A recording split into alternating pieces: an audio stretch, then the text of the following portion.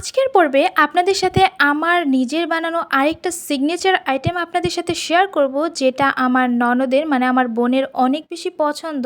আমি যখনই ওকে জিজ্ঞাসা করব যে কি খাবা, ও তখনই একদম চোখ বন্ধ করে বলে দেয় যে ভাবি তোমার হাতের বিরিয়ানিটা অনেক বেশি ভালো লাগে, তুমি আমাকে ওটা বানিয়ে খাও। তো যেই ভাবা সেই কাজ, এই তো বিরিয়ানি বানাতে চলে এসেছি। কিছু জিনিস বাসায় ছিল না, সেগুলো বাসার নিচে থেকে গিয়ে নিয়ে আসলাম। আসসালামু আলাইকুম, কেমন আছেন সবাই? আমি তো আলহামদুলিল্লাহ অনেক ভালো আছি। কে কোথায় থেকে আমার ভিডিওটা দেখছেন অবশ্যই একটা করে কমেন্ট করবেন। তো কথা বলতে বলতে এই দিক দিয়ে বাজারগুলো রেডি করে নিয়েছি। আর এখানে টক দই ছিল, বিরিয়ানির মশলা ছিল, আরও বেশ কিছু জিনিস ছিল যেগুলো বাসায় লাগতো। যেমন চিনিটা মানে বেশ কয়েকদিন যাবৎ শেষ হয়ে গিয়েছে, আনার সময়ই পাচ্ছিলাম না। তো সব কিছু এনে এই তো বিরিয়ানির যা যা উপকরণ লাগে সব কিছু আমি রেডিও করে নিয়েছি। তো এখানে আমি একটা ফুল মুরগি নিয়েছি, যেটা সোনালী মুরগি আমরা যেটা বলি সেটাতে। তো এখানে আদা, রসুন, কাঁচামরিচ, পেঁয়াজ সব একসঙ্গে আমি পরিমাণ মতো দিয়ে ব্লেন্ড করে নিয়েছি, সেই মশলাটা দিয়ে দিয়েছি। আর পাশাপাশি এখানে পরিমাণ মতো টক দই, টমেটো সস দিয়ে দিয়েছি। আর আমি এই বিরিয়ানিটা বানাই খুবই অল্প সময়ে, কিন্তু খেতে অনেক বেশি মজা হয়। তারপর পরিমাণ মতো লবণ, আর এখানে বিরিয়ানির মশলাটা পরিমাণ মতো দিয়েছি।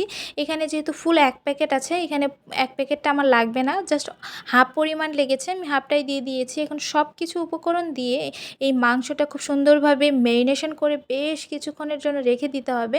কমপক্ষে 15 মিনিট রাখবেন, আর যদি সময় থাকে হাতে তাহলে 30 মিনিটের জন্য রেখে দিবেন, তাহলে কিন্তু রেজাল্টটা অনেক বেশি ভালো পাবেন।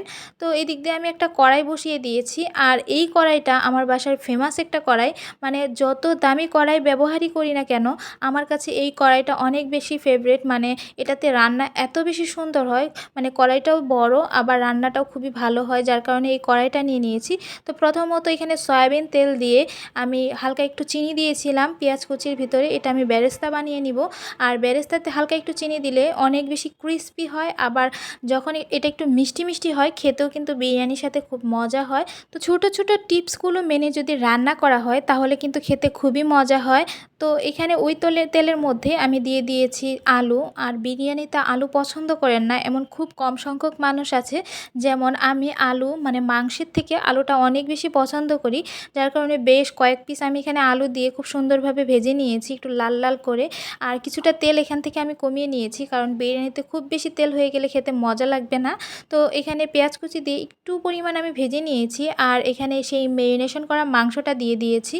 এখন এই মাংসটা রান্না করে নেওয়ার পালা। এই মুরগিটা যেহেতু খুব বেশি শক্ত হয় না, যার কারণে এটা খুব বেশি পানি দিয়ে রান্না করতে হবে না। এখানে যে পরিমাণ পানি উঠেছে তার সাথে আমি 1.5 কাপ পরিমাণ পানি দিয়ে এই মাংসটা খুব সুন্দরভাবে একটু রান্না করে নিব। যেহেতু পরবর্তীতে আবারও রান্না হবে তাই আমি খুব বেশি পরিমাণ পানি ব্যবহার করিনি। তো এখানে যখনই দেখবেন যে মাংসের যে পানিটা উঠেছিল সেটা যখনই শুকিয়ে যাবে তখনই পানিটা ব্যবহার করতে হবে। আর অবশ্যই গরম পানিটা ব্যবহার করবেন। আমার কাছে মনে হয় যে কোনো রেসিপিতে আপনি যদি গরম পানিটা ব্যবহার করেন তাহলে কিন্তু টেস্টটা খুব ভালো আসে। এই তো এই পর্যায়ে আমি 1.5 কাপ পানি দিয়ে দিয়েছি, আর এই মাংসটা খুব সুন্দরভাবে একটু রান্না করে নিব, যার কারণে ঢেকে দিয়েছি। আর অবশ্যই ঢেকে ঢেকে রান্না করবেন, তাহলে কিন্তু মাংসটা খুব তাড়াতাড়ি বয়েল হয়ে যাবে আর টেস্টটাও খুব ভালো আসবে। তো লাস্ট পর্যায়ে এই তো আমি ঢেকে দিয়েছিলাম, আর এই পর্যায়ে পানিটা একদমই শুকিয়ে গিয়েছে। তো এখানে আমি পোলাও চাল ব্যবহার করব। এখানে 1.5 কাপ পরিমাণ পোলাও চাল নিয়েছি, এটা পুরোটা আমি খুব সুন্দরভাবে ওয়াশ করে স্ট্রেনারে উঠিয়ে রেখে দিয়েছিলাম। আর এখানে ব্যবহার করছি পোলাও চালটা দেওয়ার পর মাংসের সাথে খুব সুন্দরভাবে মিক্সড করে নিয়েছি। তারপর ভেজে রাখা আলুগুলো এই পর্যায়ে দিয়ে দিয়েছি। আলু দিয়ে আবারও বেশ কিছুক্ষণ মিক্সড করে নিব। মিক্সড করে নেওয়ার পর এখানে পরিমাণ মতো পানি ব্যবহার করতে হবে। আপনি চাল কী পরিমাণ মাংস কী পরিমাণ সেই পরিমাণে পানিটা ব্যবহার করবেন।